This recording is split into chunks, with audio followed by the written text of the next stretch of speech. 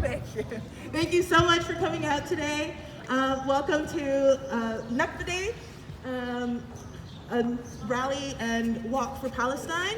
My name is Marwa and I'll be your MC for today. So I just wanted to start off with a couple of housekeeping rules.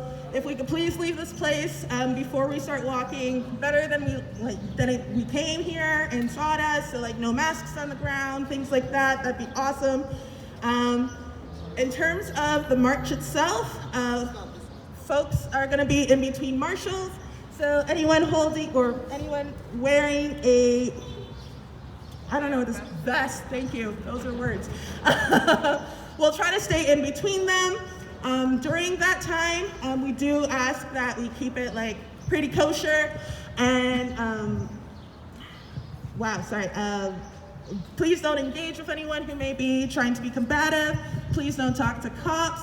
Let our marshals handle that, and we're trained in de-escalation, so we'll be able to make that work. If anyone needs water, there's a container or a box over there, so please make sure that you're hydrated and that you're okay. And for those who can't do the entire walk, we will be ending at Royal City Park. There will be dubke and some music and some samosas and drinks and things there, so it'll end off as a celebration. We do have a few speakers before we get started. I'm going to start off with our land acknowledgement, and we have Hannah, who will be doing that today. Where's Hannah? Bonjour. As we gather today, we acknowledge the land on which we reside, the land of the Anishinaabe and the Haudenosaunee people across Canada, and to recognize the relationship that Canada has today in the ongoing issues that are also within water. And we want to know that Indigenous people across Canada are with Palestine in support of our brothers and sisters. Chimigwech. Thank you so much. All right, so I'm going to introduce our first speaker. Their name is Faraz, and they are with the Canadian Defenders for Human Rights. Faraz, go on up.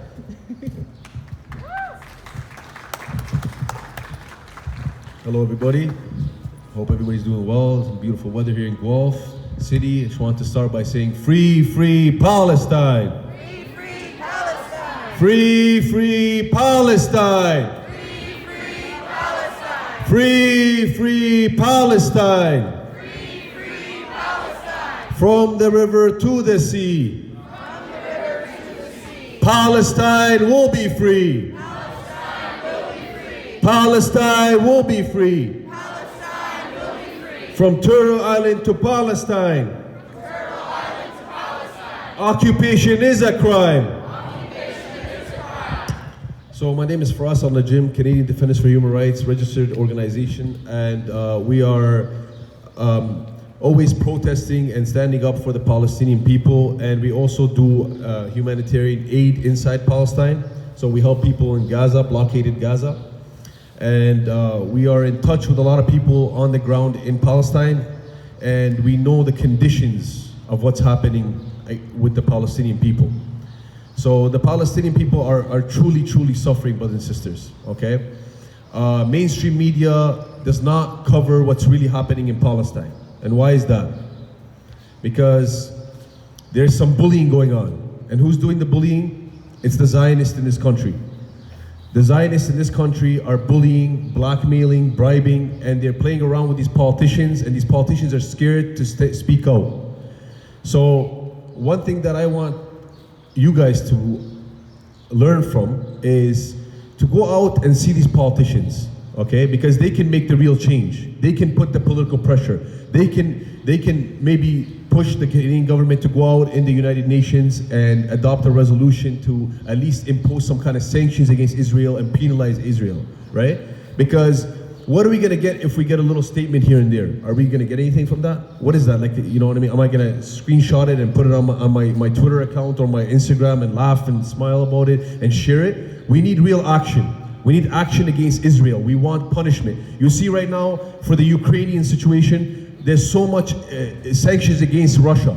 Everywhere there's talking about Russia. Everywhere we see free Ukraine, you know what I mean? We see everywhere the Ukrainian flag, right? But why is nothing happening with Palestine? It's only been 3 months. Yes, absolutely, absolutely. Injustice everywhere, anywhere is injustice everywhere, brothers and sisters. The injustice that's happening in Palestine should affect us all. Every person, every human should know about what's happening in Palestine. You know, it's a humanitarian cause. All humanity is one at the end of the day. Look at us. We have people here that are Palestinian, indigenous, people from all kinds of backgrounds living together, building together this country, right? So we shouldn't make a difference about who's from here and who's from there, right? We're all one. The people united will never be defeated. The people united will never be defeated.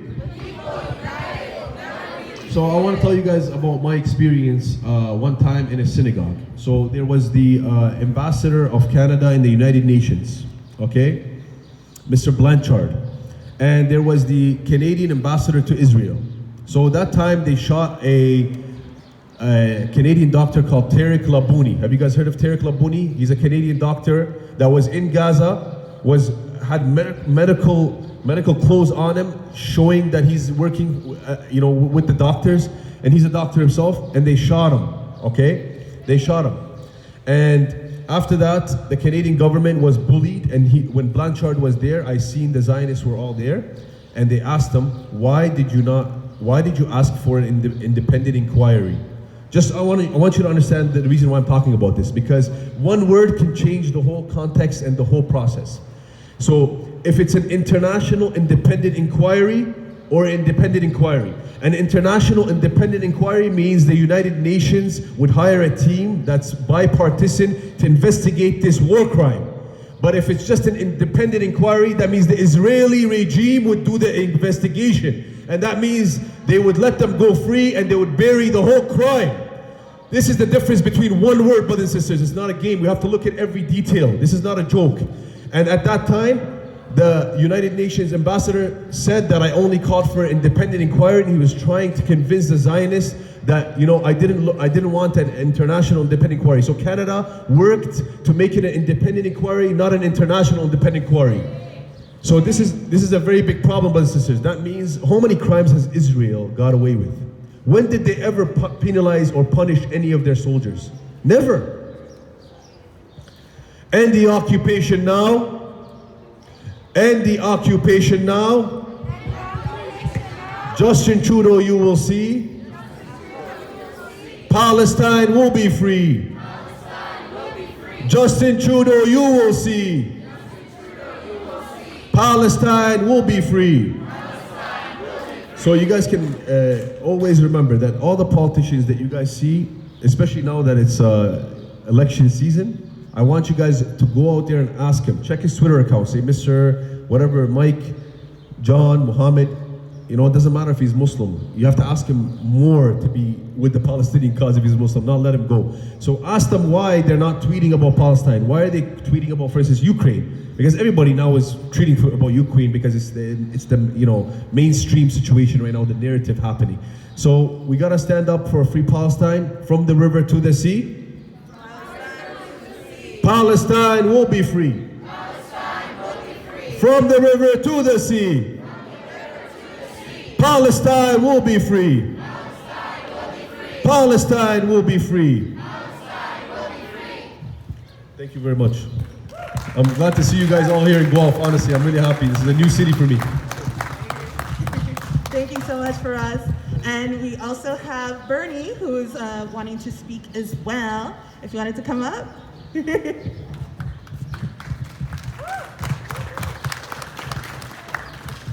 got a white man with us. White Canadian. Well, I didn't really expect to be talking here today. I would like to make people aware that I'm speaking for myself and not for any particular organization per se. That's my disclaimer, unfortunately, but because I can get in a lot of trouble sometimes. I learned about what was happening in Palestine from a man called Max Egan, who runs a website called The Crow House, which I would recommend if you're any kind of a freedom fighter out there, you need to go listen to this man. And I also find his voice very hypnotic and useful for going to sleep.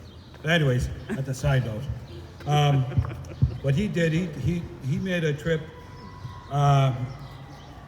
under the wall to get into Palestine, which was always very difficult. And I'm not sure which episodes he was talking about that. That would be going back quite a way, I'm sure, maybe 10 years or whatever. But I think and then he got sort of interviewed, a nice way to put it, by the Hamas when he was there, because he didn't go in the usual way. But he's definitely pro-Palestine, and I guess I came into understanding a little bit about the Zionist movement, and there's a lot of Israelis that are actually against what's going on in Palestine, but they don't get the press. It's always the Zionists seeking land that doesn't belong to them, so they can build a new condo or a house or whatever, and the heck with the Palestinians. I guess too, I've heard about how they break the Geneva Convention all the time, the Israelis. They're using weapons that should be strictly for a wartime, or even prohibited in a wartime scenario. So and it's mainly young people, and I didn't realize that they can't even go out to the sea, they're being watched from the sea. You would think they might be able to get out that way, but they can't. So you're locked in, and it's mainly young people, and you haven't got proper, the Israelis can use actual ammunition that's dangerous to life, and they shoot off some gunpowder or something, and it's a bit of smoke, and there's no real damage to anything. Yet they're always making the Palestinians out to be people that they're terrorists and radicals and whatever. Shame. Yeah, shame for sure. So I don't know. I would say that we need more of an awareness. I'm not so optimistic about Trudeau, because he was part of the World Economic Forum. He's one of the people being taught by the Young Leaders Program. Young Leaders Program, and 50% of the feds are globalists. Okay, and that's your next big fight. You got to fight the globalists, because they're coming for us. The May 22, right now, the World Health Organization is having their little thing to bring down more pandemics. So anyways, I'm getting the feeling I need to get off the mic here. Okay, and thank you for listening. My name's Bernie. And you might see me out here on the streets cleaning up somebody's puke or something. Anyways, all right, have a good one. Thank you for what you do for the city, and thank you for standing up today.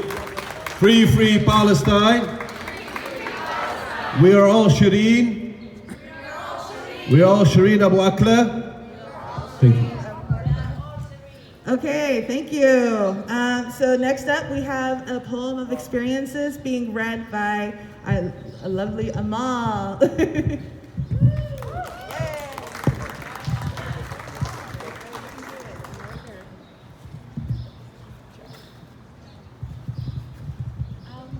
Hi everyone. So this experience is a little bit of Palestinians' experience, but it's also one of my friends' experience living in Palestine. So I'm just going to be reading it here for her. So her poem is called Life in Gaza. So she'll be talking about the experiences in Gaza, and then her own experience living in the West Bank in Ramallah. So, what's life like inside the world's largest prison? To find out you don't have to commit any crime, you just have to be born in Gaza, a prison where the prisoners are innocent. Gaza is a tiny strip of land located in Palestine. Like many prisons, it is overcrowded. With a population of over 2 million, it is one of the most dense populated areas in the world. So what makes this small strip so populated? 70% of the population was displaced from their homes in Palestine in 1948. They were forced to move to Gaza when Israel took over their towns and villages. Many fled thinking they were temporarily getting to safety, but in fact, Israel never allowed them to go back.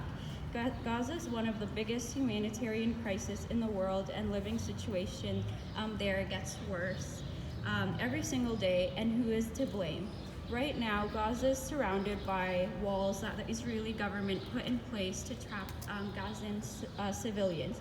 Gazans are restricted from leaving Gaza. They can't visit towns and villages, short drives, or even walking distance from Gaza. They're confined, treated like prisoners on their own land. It's one of the things to be stuck in one place and forbidden to leave, but it's another to make the living conditions on the same land unbearable. Israel's restricted fuel and medical supplies blocked almost all imports and exports, controlled food intake and overall movement of Palestinians in Gaza. These restrictions crushed Gaza's economy and people, yet no one's speaking up. The Palestinian struggle doesn't just stop there. The Palestinians living in Gaza are stripped of their basic necessities. The water is contaminated, undrinkable, 97% of it being precise.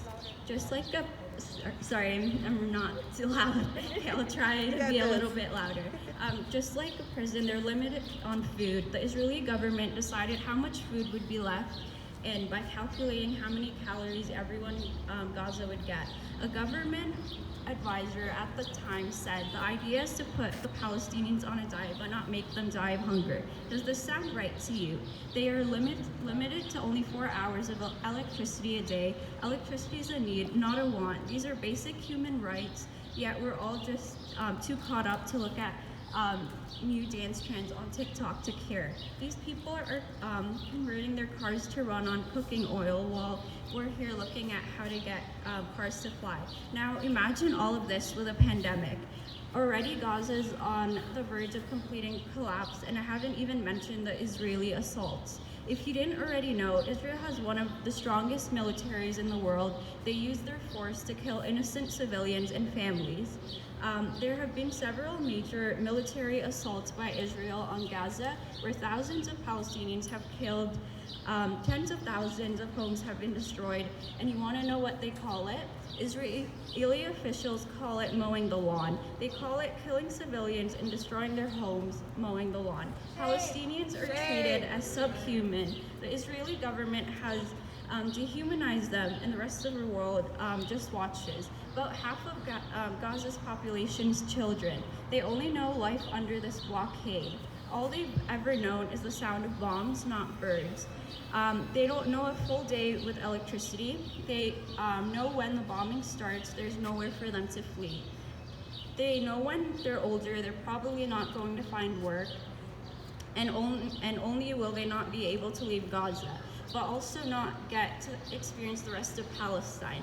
Life in Gaza as a child is what teenagers find as a nightmare. They're watching their parents, grandparents, friends, cousins, siblings all dying in front of them. There isn't anything they can do. 90% of children in Gaza have experienced personal trauma. More than 80% witnessed it. And if you don't take my word, listen to this 10-year-old. Her house was destroyed in Gaza by Israeli airstrikes. I can't even deal with this anymore. I just want to be a doctor or anything to help people. But I can't. I'm just a kid. I don't even know what to do. I'm just 10. All of this, when I see it, I literally cry every day. I said to myself, why do we deserve this? My family said, they just hate us. You see all of the kids around me, they're just kids. Why would you just send a missile to them and kill them? It's not fair.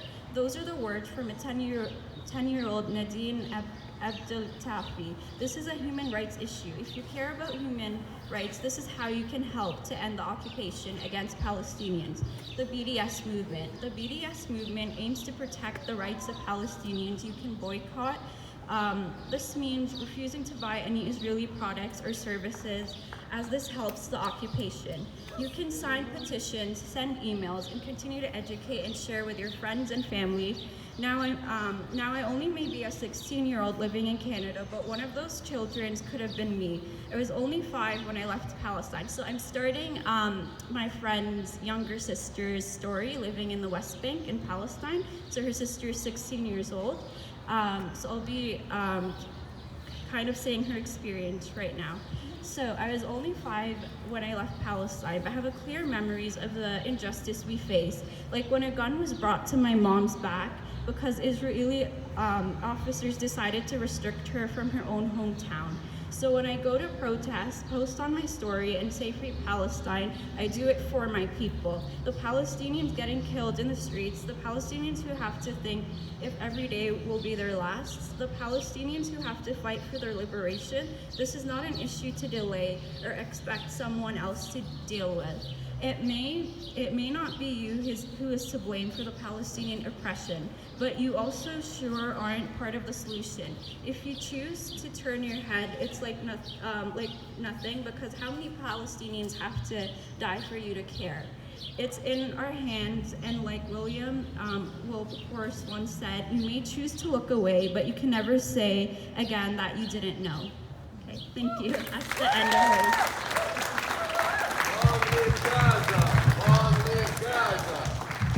Free, free Palestine. I can't hear you. Free, free Palestine. Free Palestine. Awesome. Thank you so much for those words. We do have one more speaker, and then I will get to the route. But if I could please bring Sakina onto the stage. Whoop, whoop, whoop. Sakina Hassanali from Toronto, organizer of the Global Rise for Palestine event, active human rights activist with the goal of justice being served for all. Here's Sakina. Thank you, Amarwa. The Nabka, the catastrophe. When I first heard these words, I didn't understand. I didn't understand that there is so much to understand. That in reality, the Nabka has never stopped, but that it never even existed in the devious and dishonest eyes of politicians. The land theft, ethnic cleansing, evictions, dispossessions, war crimes, imprisonment, abuse, and genocide. Where is the coverage? Where are the headlines? Censored. The Media $360 window air conditioner is expensive but worth every cent, was the headline I saw on mainstream media yesterday afternoon. Wow. If a headline like that reaches mainstream, but the fact that a journalist, Shireen Abu Akleh, murdered by the IOF barely did, surely I can say I am furious. I am furious. Shame, Israel. I am furious, but I am not surprised. Mainstream media rarely covers Palestine, and when it does, it is either with a false narrative or buried deep down in the newsfeed. We know this and we see this happening. And so our duty is to speak the truth of utmost importance. We are here to amplify the voices of the silenced. We are here to amplify the voices of the children who have lost words to explain their sufferings. We are here to amplify the voices of the mothers and fathers who wish for children to raise, but instead see them murdered at a young age. This is our goal, and this is our reason for being here today. I would also like to share a piece of one of the poems I wrote a while back, and this is how it goes. With biased media coverage, how will they know the bombing, the imprisonment, the hidden crimes unknown on the innocent children of Gaza, but it won't be shown? The bullying, the harassment and violence approach on the innocent civilians of Sheikh Jarrah, but this won't be known. Because the news networks will not tell you so. The news networks will shift the narrative away from changing the status quo. With biased media coverage, how will they know? How will they know? How will the people know and see the truth behind this hoax? This can only be a question for so long that we allow it to be, because we are the voices which prompt Palestinian news coverage in everyday conversation despite silence on mainstream media. Time will tell, and so soon we will all have to come to peace. All around will be planted olive trees. The beautiful land of Palestine will now be filled with smiles and love within humanity. Hate and aggression will flee, and so will land theft and greed. And so while our hearts still ache for Palestine and our eyes still bleed seeing atrocities, I want to reassure us all that it is prophesied that the freedom of Palestine will surely be seen. Free, free Palestine! Free Palestine! Free, free Palestine! Free Palestine! All right, so I definitely lied, and Sakina isn't the last speaker. We do have one more. I'd like to bring up Ama today. Yemen. Free Yemen. Hello, everyone. So on May 14th, 1948, the State of Israel was created, sparkling the first Arab-Israeli war. The war ended in 1949 with Israel's victory. After the Israel's declaration of the independence on May 14th, 1948, about 750,000 Palestinians were displaced from their towns and villages to make way for the new Jewish immigrants. The Palestinian territory was divided into three parts: the State of Israel, the West Bank of the Jordan River, and the Gaza Strip. The word Nakba means the Palestinian catastrophe, which is referring to the destruction of the Palestinian society and homeland in 1948, and the permanent displacement. Nakba Day is generally commemorated on the 15th of May of every year. The day was officially inaugurated by Yasser Arafat in 1998. Between June 5th and June 10th, 1967, Israel and the Arab coalition of Egypt, Syria, Jordan fought a war that Israeli calls the Six-Day War, and the Arabs generally call the Arab-Israeli War. At the end of this war, Israel had captured territories on three fronts: the Sinai Peninsula, the Gaza Strip from Egypt, and the Golden Heights from Syria, and the West Bank and East Jerusalem from Jordan. Since 1967, approximately 750,000 Jewish settlers have moved to live on land in occupied Jerusalem and the West Bank. The practice is considered by most of the international community to be illegal. Under the Israeli law, outposts are defined as settlements built without authorization from the Israeli government. In 1987, hundreds of thousands of Palestinians living in the West Bank and Gaza Strip rose up against the Israeli government in what is known as the First Intifada. The First Intifada lasted from December 1987 to 1993. The Second Intifada, also called the Aqsa Intifada, refers to a period of intensified Israeli-Palestinian violence which began in late September 2000 and ended around 2005. During the Second Intifada, specifically in 2003, Israel started building a separation barrier, which is very similar to the barrier erected in Gaza in 1996. As many of you know, Gaza Strip entered its 17th year of blockade that deeply impacted it negatively. The local healthcare system is overstretched and underfunded. In addition, fishermen are prevented from accessing 85% of the water.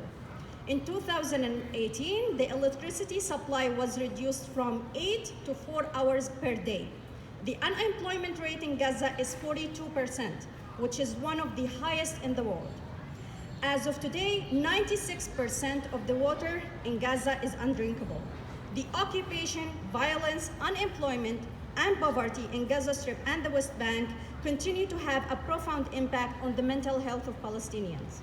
So due to the high employment rate in the Palestinian territories, 70,000 Palestinians had to get their work Israeli permit so that they can work beyond the green light. So these Israeli work permits that they got, it will allow them to cross the checkpoints that Israeli military created. So they have to wake up at least at 3 a.m. in the morning so that they can be at these checkpoints at 4 a.m. And they have to stay there between 4 a.m. and 6 a.m. so that they can get to their work by 7 a.m. Sadly, the intolerable cruelty to push Palestinians out of Jerusalem continue to this day. In October 2020, an Israeli court ruled that several Palestinian families living in Sheikh Jarrah, a neighborhood in East Jerusalem, were to be evicted by May 2021, with their land handed over to Jewish families. Shame. Shame, shame, Israel. Many rallies around the world were organized demanding an end to the forcible displacement of Palestinians from their homes in Jerusalem. In May 2022, Israel has approved 27,000 housing units in illegal settlements in the occupied West Bank. And believe it or not, advanced also plans for another 1,600. Last Tuesday, Israeli occupation forces demolished a building in Silwan in East Jerusalem, which was a home for 5 families, approximately 5 people. So 5 families, sorry. Approximately 40 Palestinians are now homeless, mostly children. This is ethnic cleansing. Similar to last year, during last Ramadan, the IDF raided the Aqsa Mosque compound and was attacking Palestinian journalists, as well as worshippers and paramedics. Those serious violations by the IDF led to injuring over 150 Palestinians, arresting over 500 Palestinians, including children, and smashing some of the mosque's historical parts. Ramadan is meant to be a time of peace and reflection. However, IDF were attacking people in their place of worship, a place that's meant to be sacred. Lastly, as part of the Israel's systematic targeting of journalists, 55 journalists were killed since 2000 to silence those who tell Palestinian experiences of colonial dispossession. Last year, the Gaza media tower was hit by the Israeli military. And all of us know, last Wednesday, Shireen Abu Akleh, a 51-year-old Palestinian American and one of the Arab world's best-known journalists, was shot in the head in the West Bank city of Jenin. At least 5,000 people attended her funeral service. Abu Akleh was a familiar face to millions reporting on the Israeli-Palestinian conflict in often dangerous circumstances for Al Jazeera's Arabic channel since 1997. Al Jazeera called on the international community to hold Israeli forces accountable for their intentional targeting and killing of Abu Akleh and violating international laws. The White House also condemned Abu Akleh's killing and called for a thorough investigation to determine the circumstances of her death. Many of us has watched the shocking video clips from her funeral procession that showed the Israeli police clashing with mourners and firing tear gas as people carried her coffin outside the Jewish French hospital. Shame. In the end, let us all have a moment of silence for the Palestinian martyrs.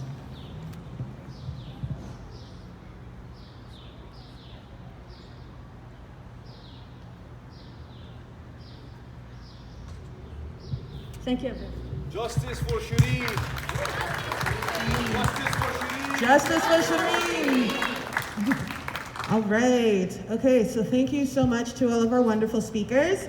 So some people have arrived. We're about to start our march, so we're going to get some things going. Just as a final reminder, if you need anything, if there's hecklers, please do not engage. Don't talk to the cops. Don't do anything. Come find someone in a vest. They are bright and fluorescent.